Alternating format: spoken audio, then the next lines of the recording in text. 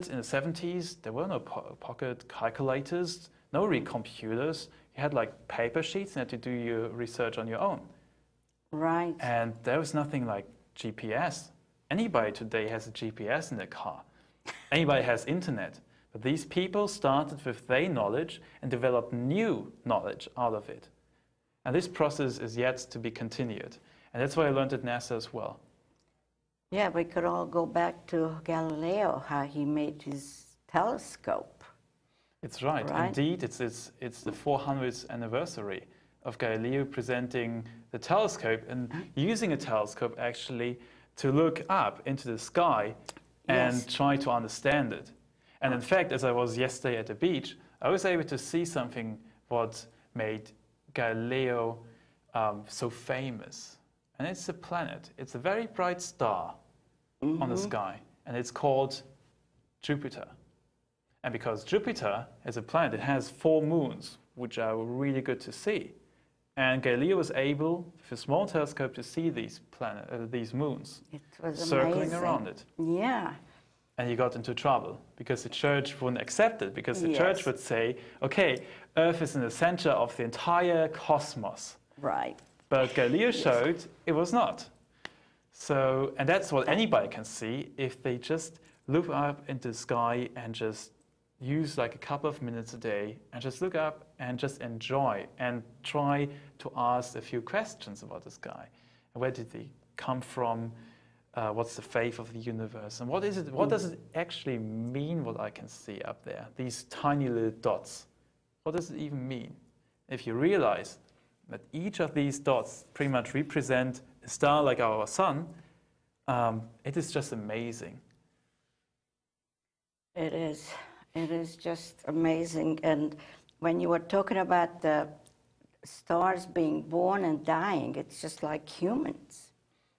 Yes, so stars are through being matter of physics, and physics is the science of dealing pretty much with dead things, with matter itself. They get a pretty human characteristics, and they have a life cycle.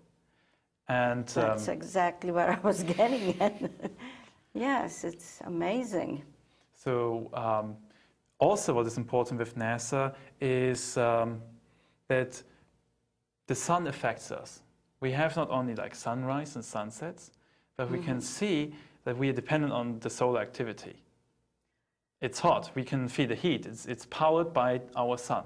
But also, sun can be dangerous if it does create a so-called solar flare. Actually, a couple of decades ago, such a solar flare caused a total blackout in Canada of the power grid. So NASA is working on a mission which is called STEREO, which are basically 2 satellites sent into space in order to keep a close eye on our sun. And because we have got 2 satellites, they act like eyes. And you can create 3-dimensional pictures of the sun. And that's what they can do. We can now watch the sun in 3D and can give not only predictions for our Earth weather, but also for solar weather, for example. And that protects satellites if such a solar flare comes towards us, and also protects us because we are prepared. We have time to prepare ourselves for such an event if it happens. Beforehand, it wasn't there, such a warning system. Now it's there. Can they also predict the future of the Earth? The future of the Earth? Well, on the long term, physicists can do that. In about 5 billion years from now, our sun will end up like on that poster I showed before, trying to get rid of the outer part, the outer shells, and it will look beautiful. The problem is the sun will grow to a red giant, and the oceans will evaporize, and every single living being on Earth will be jeopardized, pretty much. Really? But I think in the meantime, there'll be other things that humans be able to go to. That's right, and that's right. And about exactly 40 years ago, the Apollo missions were sent to the moon. And in fact, as I was in DC working for NASA, I participated in the Apollo celebrations, and I was able to meet Apollo astronauts. So that was a quite interesting experience. You can't imagine if you meet these guys and they were on the moon. That is pretty impressive. But the moon is for us the next aim for NASA. You have heard about the mission pretty much like JFK has set up a program in order to go to the moon 40 years ago. Now mankind tries to go back to the moon. And it's planned for 2020. And the mission, pretty much a statement of NASA, is that space exploration starts at the moon, goes to Mars next as a planned mission, and then beyond. So we would like to investigate space travel in general. I also heard something about that the moon surface is all dust and that they're trying to do something so it'll be easier to walk there. Oh, okay. It sounds like gardening on the moon to me. I can't tell you about gardening on the moon so much, but yes, there's a dust covered, but it's not as bad as people thought it would be. It's just a very thin layer, so it's a little bit dirty up there. But I think that's okay. All you need is a vacuum cleaner. Yes, a big vacuum cleaner, in fact. Yes. So you have another poster you would like to Yes, I would like to give you a little bit of a greater perspective. And I would like to show you, if you can go to the poster, this is something away, far away. This is called, astronomers call it M51. M51, and also known as Whirlpool Galaxy. And the Whirlpool Galaxy is, as you can see from the name, it's a different galaxy. It is not the Milky Way. It is far, it's millions of light years away. So what we can see here is something, are stars which have emitted their light a couple of million years ago, as human beings not even existed on this planet. This light was emitted. So most of these stars we can see right now on this picture do not longer exist. And this is the beauty of astronomy, if you can see those pictures using these telescopes. And it is just beautiful. And you also get in perspective that we are so small. We are just so small. We think our planet is big, but our planet is just circling around the sun. The sun is in a group of other stars, and it's also part of our galaxy, the Milky Way. So our sun is circling around the center of the Milky Way. And the center of the Milky Way, the Milky Way itself is moving in a cluster of other galaxies. Among them, that galaxy I've just shown you. And then you have the universe as an entity. And coming back to that little tiny balloon, everything I have talked about in the entire time here is everything which would fit into here from the perspective of a cosmologist. Because that ball here shows you the so-called last scattering surface, we call it in physics. Sounds complicated, is a little bit complicated, but what it basically is we cannot see, you have to think about, we are in the center of that balloon right now. And we cannot see anything out of that balloon, because before that, the universe was too hot, it was like a foggy to light, so it was not transparent.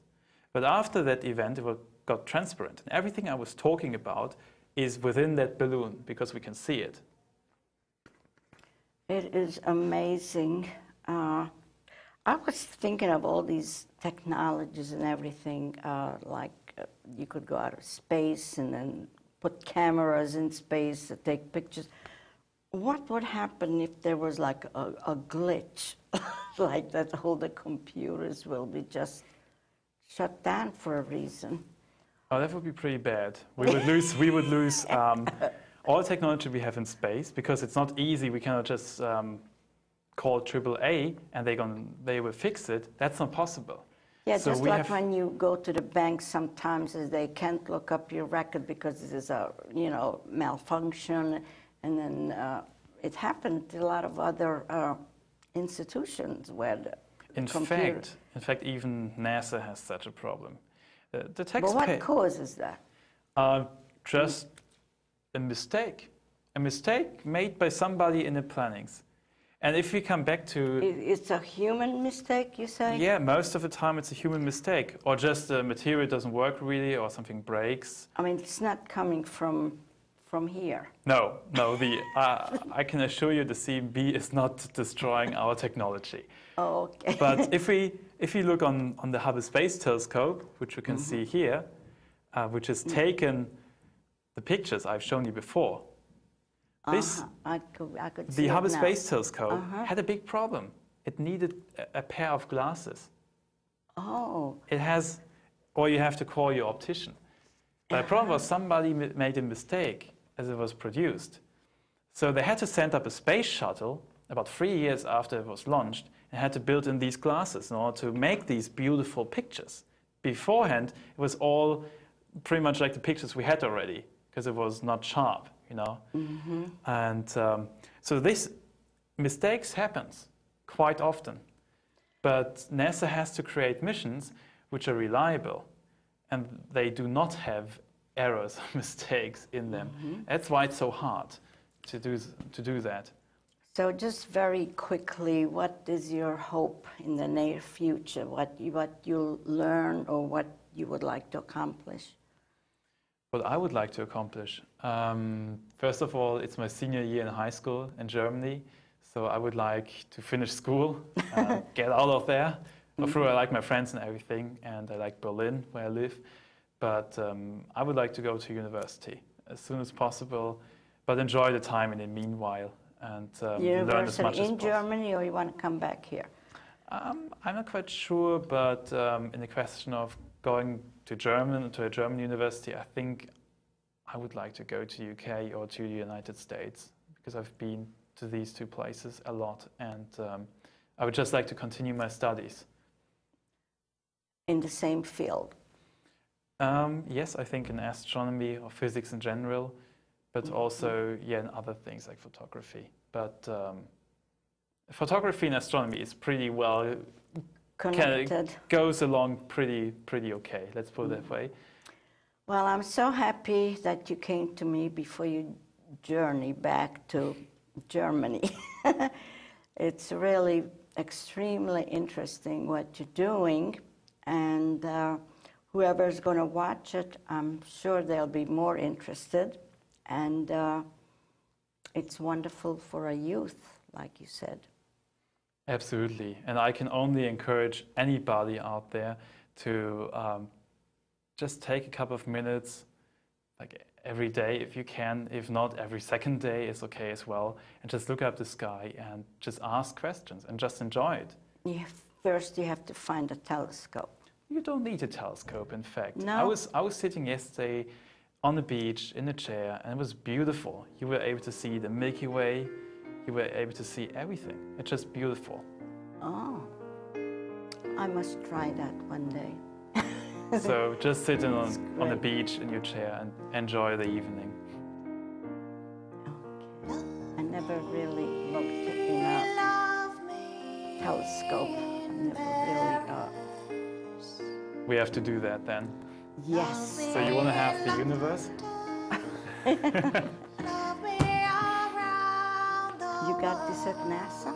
Mm-hmm. They sell it over there? They got a couple of thousands of these, so they give it to people who work there as a public outreach. Because it's important. It's not enough just to have the knowledge in the laboratory. It also has to go outside. So actually, this is a good present to give to kids. Absolutely. And not only to kids. Yes, this is